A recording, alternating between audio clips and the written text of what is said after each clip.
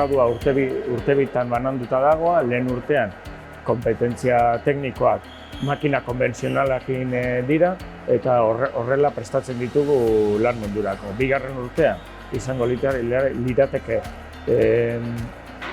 kontrol bidezko makinak erabiltzea eta kompetentzia teknikoak izango ziren makina horiek bai maneiatu eta bai programatzeko kapazitatea edukitzea.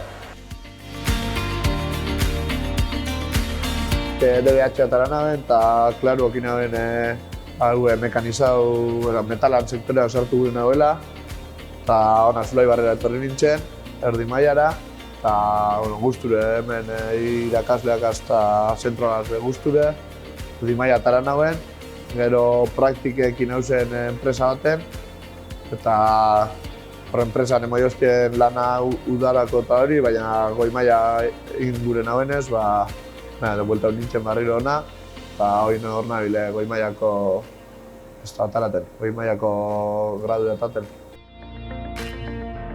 Zeharkakoak izango ziren bai autonomia eta bai implikazioa. Autonomian izango lirateke kapaz makina hauek maneiatzeko eta implikazioa hori.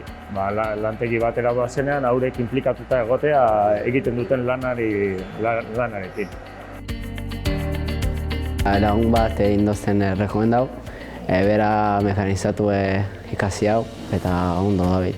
Eta horregaitik izan dozen mekanizatu ikastea eta horregaz geratu nintzen.